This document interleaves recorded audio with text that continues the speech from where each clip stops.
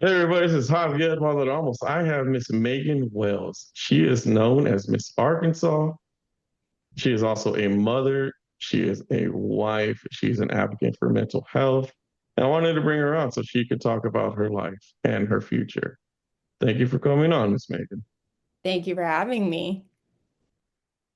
So I wanted to talk about your victory as Miss Arkansas. Like, what inspired you to be part of the beauty pageant?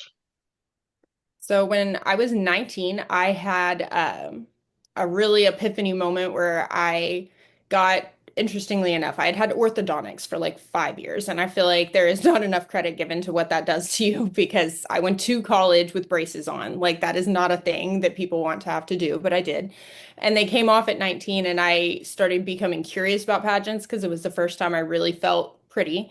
And so I started looking into it, signed up for my first one, and just that spiraled into a passion that I've now had for 17 years. So it's been a very long-winded, very, very roller coaster journey, if you will. But I started at 19 and just never stopped. So that led me to where we are now.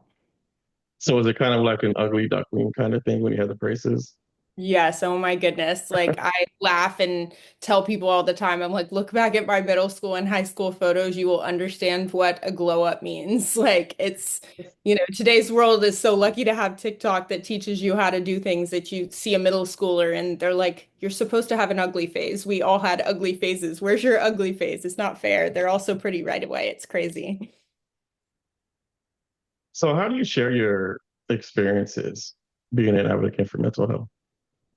I start by just saying I want to share my story. I tell people that I overcame a battle with a personality disorder, which comes with a huge stigma attached to it. It's something people don't say out loud because it's scary or off-putting or, just puts you in a box that people want to misunderstand and just say, oh, well, that's creepy because all people know about is like multiple personalities or the things that are on TV. Nobody knows what it's like to actually function with those in a day-to-day overcoming an eating disorder, being put in actual mental hospitals and rehab facilities and different things to overcome the disorder. I think that's how you advocate for mental health is by sharing your story so that the people who are struggling feel less alone. One of the biggest barriers in mental health is people don't want to get help because it's admitting there's a problem.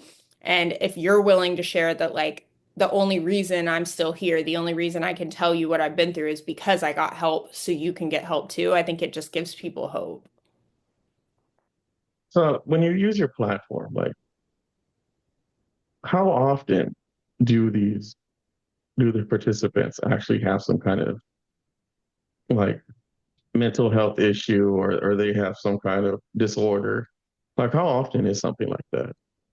I think it's more often than not. Sometimes people will hesitate to share what they have, but they'll tell you about a relative that, oh, I have this relative that committed suicide, or I have this friend and I know that they're really depressed and stuff. So sometimes people aren't averse to at the first meeting or so to go on ahead and share their story yet, but you also are planting a seed. You're giving them that hope that one day, whether it's you or someone else, they're going to share their story and get help if that's what they need, or even just understand that they're not alone in this and that everybody has their own struggles. It's a very high percentage of people in today's world that have mental health problems, especially with the increase in social media. So I think it's just so important that we have those connections and that we give people the opportunity to talk back and to be a listening ear. I think that's the reason why not everyone is sharing because no one's listening.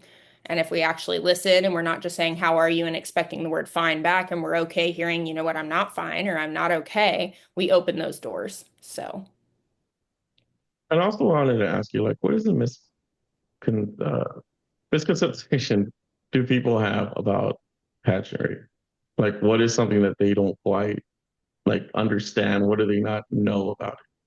Yeah, I would say that there's no barrier to entry. I think a lot of people act like we're on a pedestal or we think we're better than other people, that we do this elite thing that you have to be in a category of people to compete in. Like anyone walking on the street can enter into a pageant. There is no qualification that makes us special to be entered. The pageant systems that are around. There are so many, and that's also a misconception that there's just one or two, but there's no barrier to entry. Anyone can do it. It's empowering. there's male pageants, there's grandma pageants, there's everything in the world. I convinced my 63-year-old mother to do pageants, and she now does pageants at 63. There's no barrier to entry. And I think that's a big misconception that, creates this separation between pageant people and non-pageant people is that we're different in some way, and we're not. We're exactly like anybody else. We just made a choice to stand on stage. Yeah, because like I always like when I was thinking of pageantry, I always think of this congeniality. That's always like the default, like Well, I'm the glad it's that and not toddlers and tiaras. yeah. Well, well, I grew up with miscongeniality. That tears and tiara, like I don't know where that came from. That's just That one's probably not the best representation of the community. Miscongeniality is a little bit closer, other than the whole world peace part. other than like you're taking a special an FBI agent and making her Miss San Antonio. Exactly. That would be very entertaining, though. I would love to see if that happens in real life. I would feel very safe in a pageant if that were the case, but I don't know if they would tell us. And it's going to happen. Like I've seen quite a few really good looking women that are in the military. Like they could essentially be in beauty pageants, and especially like my fellow law enforcement officers. We have a lot of good looking women. It's just some of them have tattoos in places they probably shouldn't have. It's just kind of like Yeah. Well, our reigning Miss America, or last year's Miss America, I forget which one, Madison Marsh, she was our first ever elected Miss America who was active duty. So it's becoming more and more common for people to share that side of the story to try to show little girls that they can do whatever they want, and I think that's cool too. so. What advice would you give people that are considering entering in beauty pageants? Like what is your 2 cents to give them if they were to come to you and be like, "Hey, Miss Arkansas, is there anything I can do in order to be better or even enter in it?" Absolutely. I would say just do it. I think people hesitate too much because of what they don't know or the limitations they put on themselves in our mind. And that's really all it is we limit ourselves in our mind and say, I couldn't possibly do that because of reason XYZ, whatever it is, insecurities or finances or whatever. And there's a way to do it where you just jump in, you find friends or you use what you have or you talk to local businesses that are willing to help support you. And you find a way. And I haven't met many people that do their first one and don't do another. Most people get, I call it bitten by the bug. It's kind of funny. It's like you'll tell yourself, I'm not going to do one for a while. I'm going to take a break. And then on your Facebook or your Instagram, everybody that you've ever met doing a pageant is suddenly posting a picture of something and you're like, I want to do a pageant again. And so most of the time it's so contagious, the energy, because it's empowering. And I think people don't give themselves those opportunities enough. So I would give advice to people to say just jump in, do it, reach out to people who are in the community. Like anyone with a crown on would convince you to do it and would help you get there. So it's, reaching out to people and making the connection points, but DM someone on Instagram with a crown and they're going to help you get connected. So Actually, what are we talking about? Realistically, not just like the cheapest or the most expensive, but realistically, what is required to enter in a beauty pageant? So usually it's, a wardrobe that consists of whatever your phases of competition are. So most pageants have a gown component, so you're going to have a dress. Um, some pageants have talent, some have swimsuits, some have fitness. All of them pretty much have an interview, so you're going to need an interview dress. And then usually you need a headshot, which is a picture. But those things they can add up if you're way far in the pageant world and you're going to Miss Universe. At that point, sure, they're probably pretty expensive, but I did my first pageant in my prom dress and I didn't even know that there were like pageant photographers. I went to one of those little, it's really actually looking back somewhat embarrassing that this is how I did it, but it's fine. I went to one of those kid photographer people that does like, it was called Portrait Innovations. It was like and there's nothing wrong with portrait innovations, but Yeah. they took photos of kids for like holidays and those types of setups. And I was like, I need like a headshot. It's like here to here. And I had to describe like what I was wanting because I had no clue what I was doing. And I went and the first pageant I entered, I'll literally never forget it because they only called a top five and there were 17 people competing. So in your mind, you're just like, oh, I didn't make top five. I'm terrible. I should never do this again. And then they mail you back your scores, and I found out I was number six. So I was right there, and I was like, well, if I could be number six wearing my prom dress and having no idea what I'm doing, what if I knew what I was doing? What if I tried? And so that kind of spurred too of like, okay, there's a way to do this. I saw that people's dresses maybe looked a little bit nicer, or whatever they had was a little bit different than what I had because a prom dress is just a prom dress. They're not all made the same. So I would say that's kind of your, I guess, barrier to entry, if you will, is people don't know what they're gonna have to have, but it's usually a gown, an interview outfit, a picture, and then if there's something else you're competing in. But talent is only in a handful of pageants. I think a lot of people think you have to have a talent. Most pageants don't have talent. It's a handful that do. So that part's kind of nice too. I mean, like at least you didn't go on Craigslist to look for a photographer. Like I can't tell you Exactly. how. Thank goodness. Thank goodness. Looking back, I just think it's funny, but I can't tell you how like it's not annoying, but it just gets like it gets annoying from time to time when you see these people just random places here in Austin and they're taking pictures like they're literally like you're stopping traffic. Like you're literally like you're literally stopping traffic to take a picture and it's just like it's so it's a true. nuisance is what it is. And you know and God bless these people's hearts because they're trying to make money. You know, I get that. They're trying to make a living. Or one of the funny ones is I was at the Mueller area here in Austin. It's a really nice area where you kind of get your cake and eat it too, and lunch and beer and everything. And these people were taking pictures for a quinceañera. So they go by the lake, and a lot of people here in Austin, when you're at the Mueller, there's just tons of like squirrels and gooses and everything. And I saw all the gooses, the geese. They went after the lady with the quinceañera, the little. This would make for some interesting photos. You're in your beautiful dress surrounded by geese and animals. That would be a very interesting memory.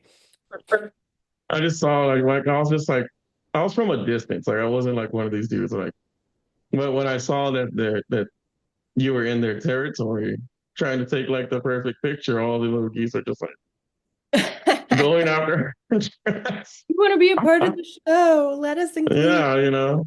I bet those people were like, "Oh, it's so cute. We're gonna have an animal in it," and then just gnawing at this dress on the floor. You know, it's one of the two. Either she thought that was the coolest thing ever and she couldn't wait for the photos, or she felt the greatest inconvenience. I get a kick out of that because that was just not too long ago. I Because like love here in that. Austin, there's like several places that are really good photo ops. Like even if like we just had the ATX Music Festival, and I don't know why these people even fucking show up to these events if they're just gonna take selfies the whole time. Yeah, I mean, people were out there dressed up in cow outfits, like really attractive women, just like a cow outfit, just dancing in circles. Interesting. That's an interesting choice. It is, and like I mean, anything to get attention. You know, we're in the world of social media at this point. Yeah, I think a lot of that too is just people are wanting to, I think in our minds we're sharing our experiences and we're, oh, I want people to see this amazing thing that I was a part of, or maybe they are trying to generate income from it and things like that. But we Mhm. definitely would benefit from people setting the phone down, being more part of our experiences and things like that. I think that's something people should be more mindful of because it does affect you, feeling like you have to, it's almost like if you don't post about it, it didn't happen. So, Yeah, isn't that crazy that we live in that kind of world now? We can't. Now we literally can't even like exaggerate anymore yeah. because like where's the proof? You remember you see her stories, well, I walked 10 miles to go to school in the middle of the snow, or I Yep. survived this car crash, or just like the craziest stuff you and people can't even exaggerate anymore because now we need proof. Exactly. Yeah. I think there's definitely some balance to be had where, it's wonderful that we have social media. It does all these cool things for us that we didn't have before, but there's also a fine line between that and not being present in our lives and, just going to events or being with our friends and family and just actually sitting in the moment and not having to feel like a device has to be present too. Like there's something special in that too.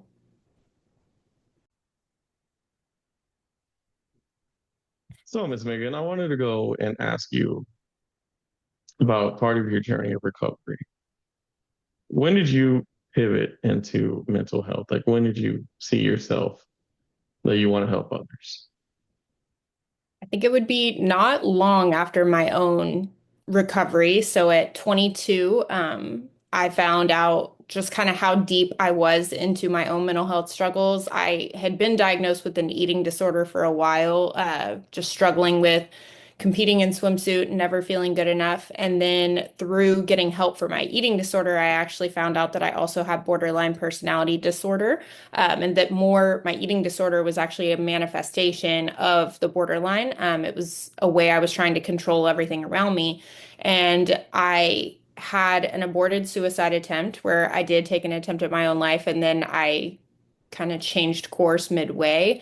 Through that, I desired to get help and to put myself into treatment facilities and really heal. After that, I decided that I wanted to become a therapist and I wanted to be able to help others in the same way that I had been helped. It took a long time to get the degrees, the certifications, all of the things necessary to be a therapist, but that really like sparked my passion for mental health and why even outside of my profession, I still enjoy being an advocate for it because there was a day I could have potentially not been here to do so. And I think that's such an important story that we all need to be telling is the lives of not just the people who don't make it through their mental health struggle, but the lives of the people who do, because they took the steps necessary to get help. So, what can you say are some of the biggest barriers in recovery for mental health today? And how are we able to address them? Because what it was in the past and what it is now are really like two different things. Absolutely. I think stigma in the past has always been a huge thing. And to an extent, it still is. It just looks different. It used to be, my mom likes to joke and say therapy used to be something you'd whisper about, oh, I'm going to therapy. And you would whisper it and you wouldn't really say it because it was so taboo or whatever. It was something only certain types of people had. And now it's a lot more common. People are a lot more open about having therapists and things like that. But there's still something to be said for medication being stigmatized or actually going into treatment facilities being stigmatized. Likewise, cost is a huge barrier for a lot of people. Insurance covers it for some, but not for others. It also, sometimes insurance doesn't pay for the level of treatment you need, and the cost barrier can be very expensive.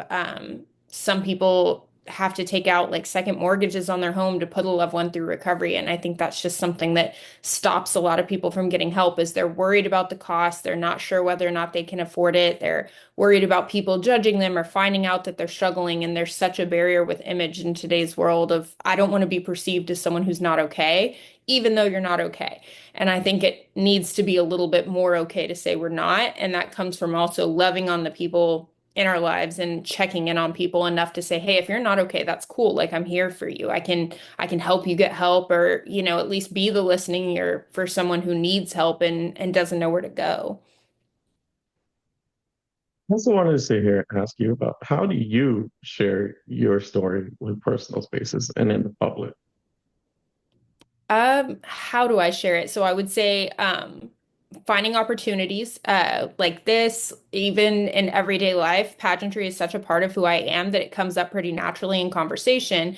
And in addition to just the general questions that people have about people in pageant life, or is it like this because I saw this, or I knew this person once who did this, and asking those types of things, eventually it usually comes full circle with why do you do it?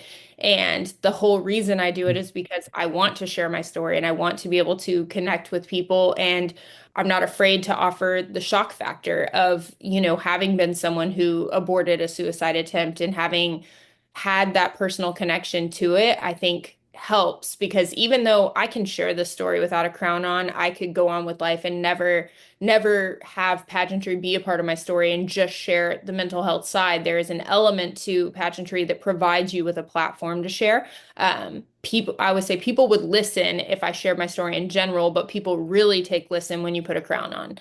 There's just this visual that people have of what we should be versus what I actually am. And my goal is to just bridge that where people know that everyone with a crown on their head is a real person with a real story and that those stories connect to real people, that we are exactly what a normal person is.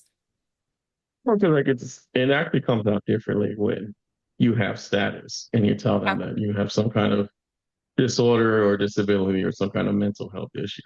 Like if it's some Joe Blow or somebody were to come up to you and, honestly, like any person that says they're this and that, a lot of people just have an issue just throwing them away, not even, but it's different when you Exactly. actually have something. Yeah, and I think a lot of times in the real world when we're sharing that, people are like, "Oh, I'm so sorry to hear that." And that's really, it's almost like people stop and they don't necessarily want to hear past that. But if I walk up and I have this on my head, suddenly people are like, "Oh my gosh, you have that? Tell me more." They want to hear more. And I think people with influence have that obligation to share things that are real as opposed to just the highlight reels that we all put on socials of look at my pretty pictures or look at me, exercising or eating healthy. Like those are great, that's real, but also there's a real struggle. There's daily choices that make us better. And I think we owe it to people to share that too and make ourselves real to people. Like, isn't it something on social media that they only show the best parts of their lives and not Yeah. just like the everyday parts? I think a lot of people are like that, not even just people of influence. But I mean, I know pageant people that, that's not that is what they curate and that they purposely have a really pretty feed of, photo shoot photos or, holding a child or whatever. I don't know, the stereotypical type of image. But what I love actually about our news system is that they want beautiful people. Of course, that's what pageantry starts with, but it also comes with people that have a mission and people that actually want to stand for something and want to, have a pretty picture standing next to a picture of no makeup but helping someone. It's real life. And that's part of sharing your story and connecting with people is making sure people know that we're real people too, and not just showing a highlight reel, but not being afraid to say, I take medication or I go to therapy or I do these things so that I'm mentally well because it makes it more okay for, other people. Oh, if she's doing that, then I can do that too. That's okay. Yes, I wanted to ask you about some of the common misconceptions that people have about mental health treatments. Yeah. Like what are some of the issues that people actually have?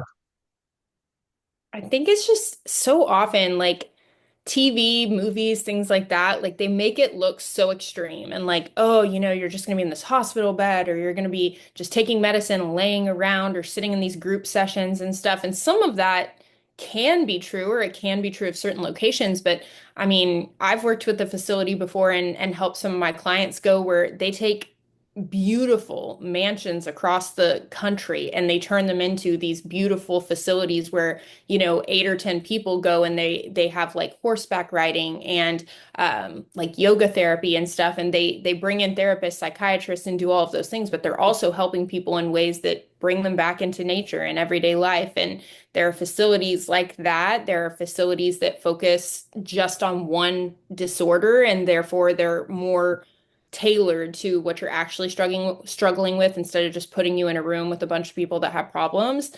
There are so many misconceptions about what it would look like to get help, and getting help is actually far less scary than what people actually think.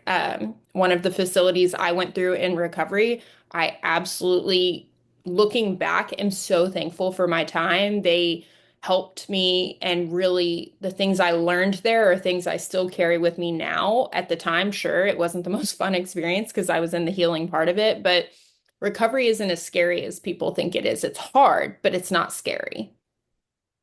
Yeah, because like I don't think people really know what actual therapy goes through. What you actually because other than seeing the glorification, so to Yeah. speak, because I've seen online where they send these people to the forest and they start yelling and screaming and then start chopping down trees. Have you seen these weird Yes. wacko videos of and Oh, I'm oh like, my that's goodness. not even actual therapy. That's just people. No, it's absolute insanity. They create those images, or, my favorite is always like, do people just lay on a couch and that's just what they do? And I'm like, oh my goodness, no, it's literally a conversation. That's all it is. It's a conversation with someone who wants to care and authentically doesn't make it about themselves. In real life, if you're talking to a friend and you're like, "Oh my gosh, I'm struggling with, whatever. I'm anxious or I'm sad or whatever." And they'll be like, "Oh my gosh, I was struggling too." The problem with that is that I've now twisted it and made it about me. So you were sharing about you and I was supposed to be there for you, but instead I made it about me. And in therapy, that doesn't happen. The therapist is not supposed to at least turn it and make it about them. And that's the one time it gets to be all about you and you feel completely heard. And in the real world, you might feel completely heard and you might not. It's a coin toss. So that's why therapy is so powerful because it looks absolutely nothing like what people think. Yeah, 'cause I've had 20 years in the prison system, and I've actually sat in Alcohol Anonymous while all the inmates are doing it. Mm, And I've had a few inmates that are like, "So are we supposed to sit together and do kumbaya? Well, you're supposed to sit together and tell your actual story. You're supposed to tell them like, how did you end up here? Is kind of what they're searching for. It yeah. just takes a while. You're just gonna have to sit there and listen to everybody's story and give your 2 cents. And that's like actually how it works. Well, that's not how I saw it on TV. Well, that's not how it actually works in real life, son. That's just That's not what it actually looks like. We're not holding our hands and singing Hakuna Matata. That's, yeah, it's just yeah. there's no Disney World in this. You're telling them about your life. Yes, and I think that's the part people have in their head that stops them too, is like, especially men. I've had male clients, but for every, 9 female clients, you might get one male. A lot of men are hesitant for therapy because in their head, that's what it is. We're just going to sit and goo and gush about our feelings, and I don't want to do that. And I've had male clients like that, that actually one of the things it takes is just there are all different kinds of therapists too. I think a lot of people don't know that we don't all do things exactly the same. And finding a therapist is like finding a friend. You're looking for the right fit. You're trying to find someone that you vibe with, that you care enough about to share your story because people have to earn the right to hear what you have to say. And so you can also try out different therapists and say, you know what?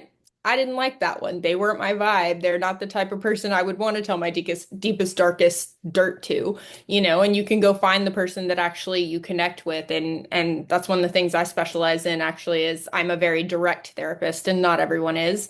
I'm not super, let's hold hands and that kind of thing. I tend to Yeah. be very confrontational and not afraid to tell people when they're wrong or when they're repeating a pattern that they told me they weren't going to repeat. And I think some people, especially the few men I have worked with, have actually appreciated that style because men tend to be more direct and, tell me how to fix it and I'll fix it instead of just feelings. And so you kind of learn to get them to talk about their feelings, but also give actual structured tips on how to get better. And that's what a lot of people need, but think that they're not going to get because we're just going to hold hands and sing. Yeah, because some of those inmates sometimes when I've sat in there the few times, you do have to be direct and almost confrontational with them in order for them to spill out. Because it's just crazy when I have them try and talk to me. Because like I'll tell you I'm a good guy, like I'm a nice guy at work, and then or they'll come to me and they tell me they need this class so that they get probation when they get out. I'm like, well, that's not what you're here for. Yep. And that, That's one of the most it's one of the most disappointing things is like when they tell me stuff like that, or they have to like report it to their probation officers and things of that sort. yeah, or they're checking a box or something, and you just think, well, you're already Yeah, here. You may as well get something out of it, especially people who do have to go. And that happens a lot where, people are forced into it for one reason or another, but it's like you're already there. You may as well, even teenagers. I'm like, your mom already dragged you here. You may as well talk to me. You might actually end up liking it. so I wanted to ask you about you interacting with children. Like, what advice would you give parents when it comes to mental health awareness towards children?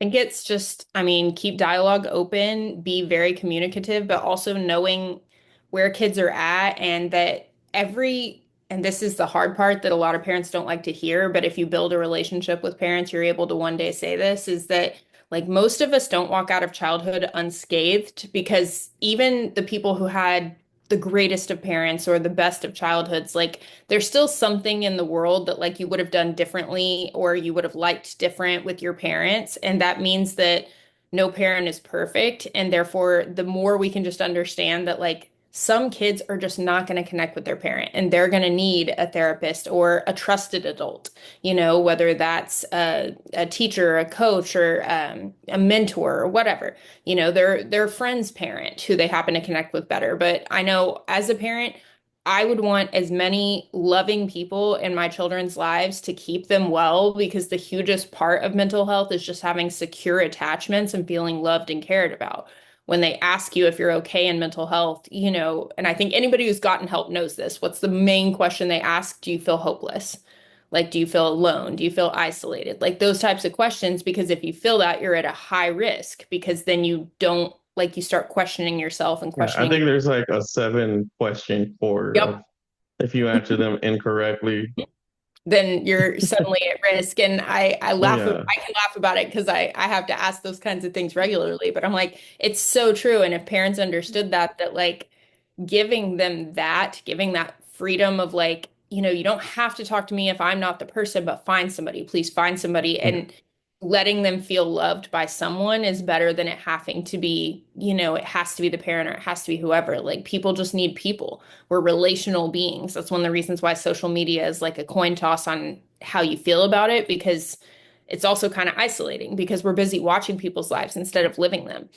And that creates this, I I can't help but use the term FOMO, like, oh my And gosh, that's fine. You can use the term FOMO. yeah, you're like, oh, they're out Like, there doing all these things and they have all this stuff and I don't have that. I'm like, you don't know that they're not 100K in credit card debt for all you know. Like, you just don't know. That's all that people choose to show you. And so feeling alone is just nothing more than like I'm watching what they're doing and assuming that everyone's doing that and I'm the one that's behind, when in fact it's someone's desire to show you that. It doesn't have to be real. yeah, well, I mean, it's just like the fact that you brought in debt. 60% of people that went to Coachella this year actually took out loans and went into severe debt to go to That Coachella. that is so, so sad. They 60%, like that's a lot of people that went to just Yeah. drink beer, listen to music, and dance around like fools. And that's the sad part is I think we take away that element of reality because we don't know the people. Half the people we follow online, we don't actually know them. They're not a real person to us. They're an image anyway. But it's like, oh, look at them going on all these trips or whatever. And it's like, you don't know. They could be swimming in debt. They could be, oh, they have a friend who has a house that they're getting to stay at. You don't know. You just don't know. And like comparing yourself could be comparing apples to oranges, you don't know. And that's exactly what pushes people into sadness is that assumption that like, well, everyone must have that and I'm the only one that doesn't, when in fact they're the only one that has that and more than likely all of Yeah. us don't. Those lives are not real. Most people can't live like that, or like you say, shoot, they're I can't even imagine like maxing out a credit card to go to a concert. That's just insane. And then if you watch the shorts about Coachella, and it just doesn't look fun. Like I've gone to like one day at this ATX festival here in Austin, and it's like it was fun for me because I enjoyed it for what it was. Hmm. But I live in Austin, so it's not like I Sure. have to like you Travel. know child. Yeah, it's not like I have to really truly go out of my way to go to this event. I can only imagine like how broke these people are gonna be when they get back. Yeah, that's the sad part. I'm like, I believe everybody should have fun and enjoy life and do the things that make you happy. And concerts do make a lot of people happy, but I don't know at what cost you want to be, a couple years from now still paying off that one trip that you had that one time. That's kind of hard too. So that's so crazy. I hadn't heard that. Yeah, or it's just recently I had brought up WrestleMania before we recorded. I have he's not one of my close friends, but I'll say he's one of my friends. He put something like $8,000 Mm. to go to WrestleMania. The whole WrestleMania weekend ended up being like 8 grand. And now he's on the internet looking for someone to pick him up from the Austin airport tomorrow. Oh my goodness. Well, hopefully he had a life-changing event. I mean, whew, Oh, that's an you interesting know, situation. night one of WrestleMania, I was watching here at the house. It was terrible. It wasn't like I was like, what the hell are they doing? Like last year's WrestleMania. Well, I think it's also because last year's was just so good. It had The Rock in it. John Mm. Cena showed up. Like you name it, the stars of the past came out. And we got the happy ending. Like we got Cody Rhodes with the title belt. Like we got everything we wanted. And this one, like, who the hell is Travis Scott? That's hilarious. I'm like, I don't even know much about wrestling, but I do know all the names you just mentioned. So, Yeah, yeah. So apparently this rapper named Travis Scott came out. yep. And all of the internet community just really does complain because this dude, he's not a wrestler. Like he's not aspiring to be a wrestler. He's just some fool that comes out with a rock. We didn't even get the rock this year. Like he didn't even show up this year. My homeboy paid 8 grand not to see the rock. Oh, and that's probably what he was banking on too. He's like, this is a once in a lifetime opportunity. And maybe he was disappointed. I don't know. I know who Travis Scott is because I teach high schoolers, but I will say I've never uh, taught a song. So yeah, some of the songs are just like, the hell are they doing now? They can't even speak English and they're trying to mumble rap to something else. Oh, well, I guess to each his own. Yeah, rap is probably not my jive. That's a little Yeah. for me. I like to at least know what you're saying, but I'm also sitting in front of a Taylor Swift wall, so You know what? Taylor Swift is better. Like I remember like 2 years ago, I went to go watch Blackpink in Dallas. And then sure enough, like I have other friends who are like, you don't even know Japanese or anything. Like, no, I don't need to know. just enjoying. Yeah. Yeah, like, Uh, well, they're gonna play in Houston. You're gonna go to the Houston one too? I'm like, no, I'm good. I'm good. Like, yeah. I understood what 40% of like what they were saying was like in English or like like I'm all right. I don't need any more. And That's awesome. I love that. it's like, but I also wanted to let's get back on topic. I wanted to ask you about some ways that your own family were able to give you support that you were looking for in months, what the issues that got going on. Yeah, looking back whenever things were like at their worst, and one of the reasons I actually mental health is anyone could struggle with it, but it also does come with some genetic predispositions. And both my parents and my brother struggled with mental health growing up. I just didn't really know I did until I was a young adult. Once I entered into treatment and my parents finally were aware that like I was struggling too, they showed up. The first hospital I was actually placed in, I won't forget because like I didn't tell them I was there. My boyfriend at the time called them and said, Megan's been admitted, and they drove up like overnight. They were at the next visitation, like showing me they were there. They helped me find additional resources. They actually let me I was working full time, going to graduate school, doing all kinds of things, and they sat me down and said, if you really want to focus on getting better, what if you gave all that up, moved back home, and just focused on getting better? Like you put yourself in treatment and that was all you did. And it was a very hard decision because anybody who's been young 20s knows you think you're grown up and, above Yeah. all things, and you don't want to move home and tell mommy and daddy where you're going. But like, that was the best decision I could have made because I fully immersed myself in like what treatment had to offer. And I didn't have the other burdens of working full time and paying bills and, being a grown up, if you will. And having that level of support was everything, being told that like, maybe you're not okay. I remember the time I actually knew I needed help. I was competing at Miss Dallas for Miss America at the time, and I just had in my mind I was going to win swimsuit. I was like, I'm not going to be Miss Dallas. That's okay, but I'm going to win swimsuit, and that's going to be everything. And when I didn't, I was like crying in the dressing room after, just bawling my eyes out. And one of the directors of a different pageant walked up to me, and I knew her really well, and she gave me a hug, and she goes, I know you think you look great, but you look like you have a problem. And I'm like, at first you're like, ouch, geez, like, how do you tell another Yeah. person that? And I went home and thought about it and was like, wow, what if that's true? Like, what if I'm destroying myself and destroying my body for nothing, and I that mean, really made sometimes people need to hear that.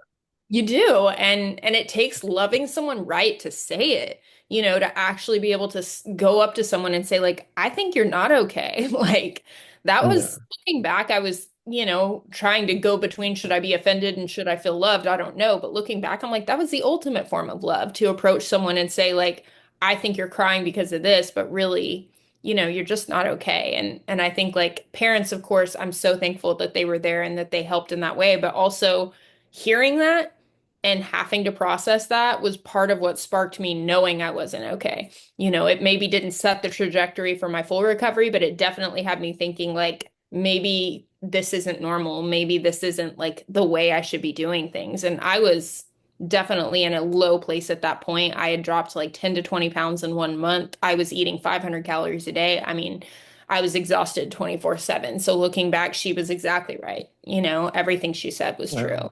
So. So it was like one of those moments that a lot of women have where it takes them like 2 days to be angry. Exactly. Exactly. It was, at first go home and be like, how dare you? I'm fine. And then later, like when the Like your dust homegirl settles. talks to you, like, girl, I Yep, would have never taken that. Like, I would have told you exactly. something right then and there, blah, blah, blah, blah, blah, blah, Yes. blah, blah, blah. You And just then sit you're there, like, I'm fine, I'm fine. And then like the forest through the trees yeah. appears and you're like, oh, okay, like maybe I should think about this, and Mm, I think that's part of it too, is just thinking back, thinking like, how hard would that be to tell someone? To walk up to someone and just be like, I know you think you're fine, but you're really not fine. Like that would be so hard to say. And looking back, it's like she's a loving person. She loved me. She yeah, knew, she was just trying to help you. yeah, she was trying to help and trying to help me see that like what I thought was like this should be a slam dunk because of what I'm doing to myself was in fact the very reason I couldn't have it because I just, I anybody who's physically trained their body knows like starvation's not going to make you the ideal body. So, looking Yeah, back because at like there's actually fasting and then there's actually starving. And there's like those are actually two different things that people don't yes, really like put together. exactly. And especially now, people are so much more aware of like the need for protein and stuff like that, that just, at the time was completely disregarded by if I eat less, I will weigh less and therefore look better. And that's not the truth. That's not how it actually plans out. It's so crazy now these days on like all the new stuff that they have. Now they have the injections if Mhm. your obese rate is like too high. And we used to think like amphetamine was like the way to go to lose weight. And now, Yes. now we're not even thinking about that. Now we're taking injections to lose weight.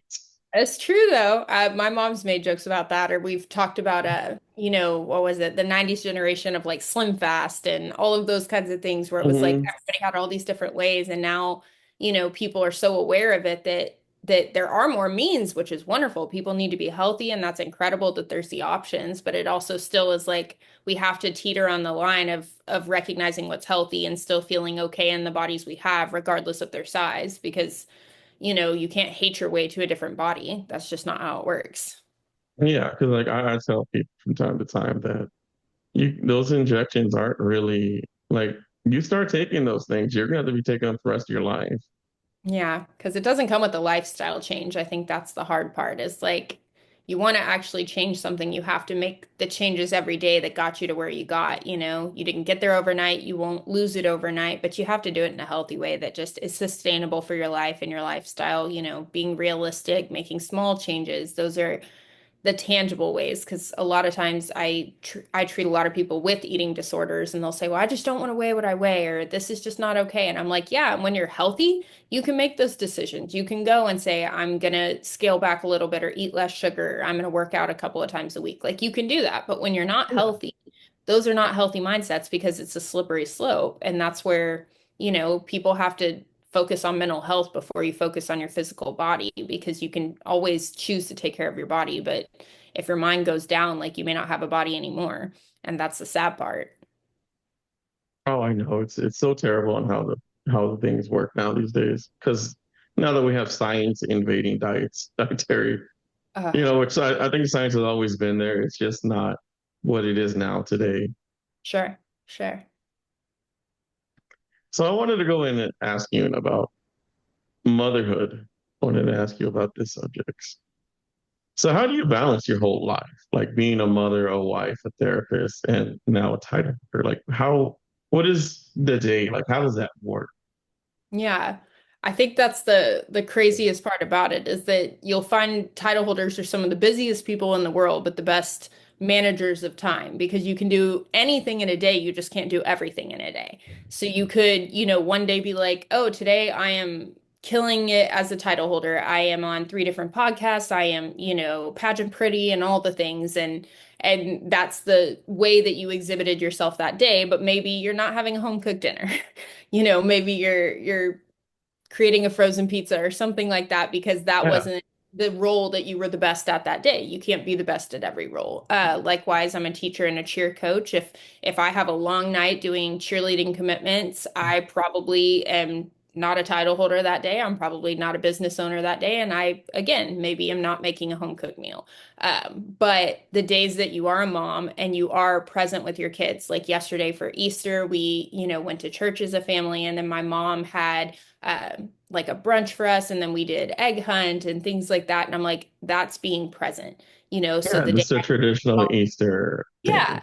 the day you're being a mom, you be a mom, and you're fully present because looking back, like I don't think we care that much about how often people are with us as much as what quality time looks like. You can sit in the same room with someone the whole time and then be on their phone and you don't feel like they're really there. But if you're really there and you're really present and when you have time with your kids, you're coloring with them, you're listening to them, you're playing toys, that's what motherhood looks like. So balancing everything looks like choosing each day and really I'm also type A and have planners of every type. I have digital and paper and all the things. So it's also knowing when my commitments are and, knowing when I have to take a break. I'm not afraid to use my, PTO days to take a mental health day to say, you know what, the house is a mess and I can barely breathe. I need to stay home, clean up a few things, and just sit in the quiet. And I have done that at least 2 or 3 times this school year. And that's okay too. It's just finding balance looks like picking each day and choosing what goes into it intentionally and making sure that you can be present in all the things that you've committed to. If it ever becomes too much, you take something off your plate. But right now, I'm able to manage it all. So we're going to do it as long as we can. So, what are some of the life lessons that being a mother has taught you in motherhood? Patience is the biggest one. Um, everything you want for your kids, and it all comes from good intentions. We think back to our childhoods and what we wish had been different, and we're trying to tailor their childhood to that. And I think it's so big of just finding out that like kids are sponges and they're born with their own personality. So they're going to soak in their environment, but they also have who they are at their core that's a part of that. And you could have in your mind, I want my kid to be blank or be in blank. And if that's just not who they are, you find out really quickly that you can't force someone to do something they're not passionate about. So it's being patient and letting things go and learning to choose your battles. Watching an unhealthy amount of Daniel Tiger or Miss Rachel when you don't want to, just because it keeps you Miss safe. Rachel. Oh gosh, Miss Rachel. Is she still around? Yeah, Well, unfortunately. shout out to y'all now. She's amazing and I admire what she has done, but I'm like, oh man, I've told my daughter occasionally, I've been like, can we pick something else? Can we just pick something else? Oh man, because the songs on loop, I'll tell you, they get stuck in your head really badly. But I think my biggest life lessons have been to let people be who they are and just get to know people for who they are, but also, finding the patience to choose the right battles, to be intentional, to, use time for quality because I am so busy with all these other things that I'm just not ready at a place in life to give up yet. All the time we have together has to at least be quality. Even if it's we're all exhausted and we're going to just watch TV, but we can all watch the same movie and cuddle up together on the couch, like that's still quality time. And finding ways to make the moment special no matter what you get to do. So, with all the hats that you actually wear, I wanted to ask you, like, how does your husband do? That is a great question. I would love to ask him that. But Well, in your opinion, how does your yeah, husband in handle? my opinion, I would say he, Mm, he steps up and we work as a team. Marriage is a partnership and a team, not a solo venture. He is just as much a dad as I am a mom. if I'm in here doing stuff like this or doing sessions for therapy, he is out there being dad. Or, he's also a coach and coaches football, basketball, and track. And so if he's at football commitments, then I step up and I'm mom at the time.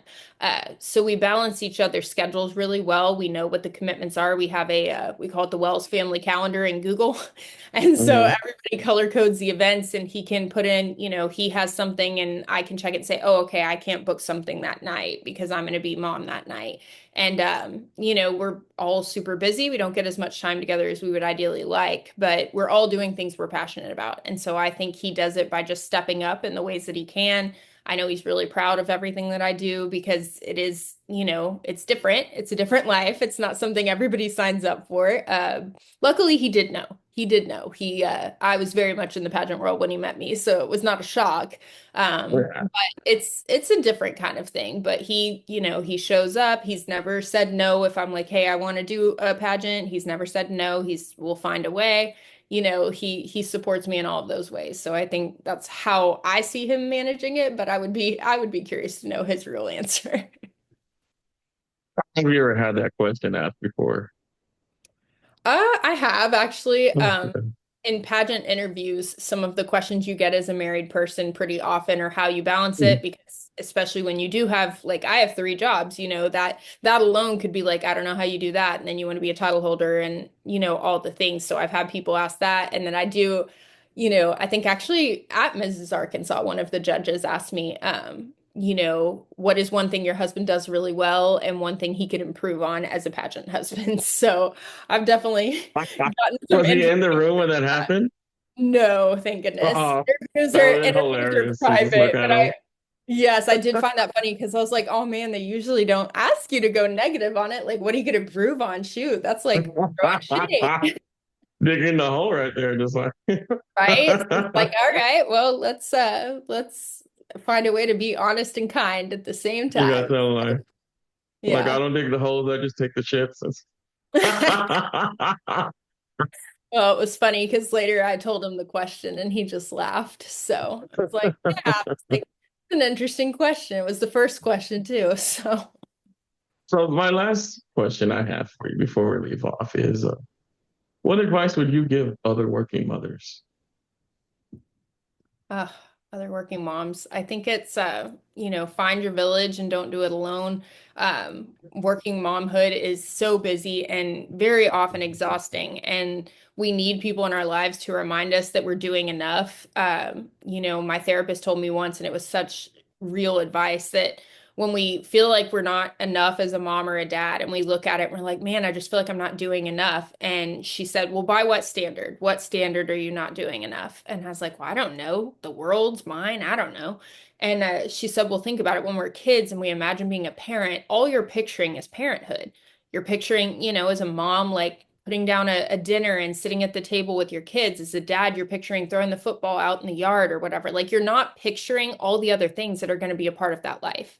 And so we have to give ourselves grace that, like, those things factored in. They just didn't factor into the invention of it that we thought when we were younger.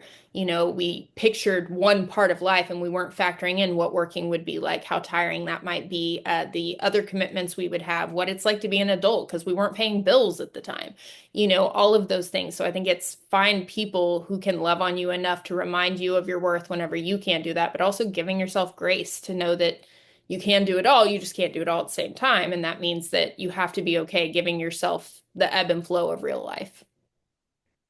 All right. Well, thank you. Thank you for coming on, Miss Megan Absolutely. Wells. Good luck. Showing you good luck, Miss Arkansas. So Thank where you. can they find you next? So I will be competing at nationals at the end of July in Orlando, Florida. People can follow me on Instagram at USA Icon Mrs. Arkansas, and we'll just be tracking along as we prepare for the national title and see if we can take home another crown this summer. Okay, so all the information will be on titles and descriptions, and they could follow you. I'm certainly going to recommend you, and hopefully you win nationals. Thank you so much. I appreciate it.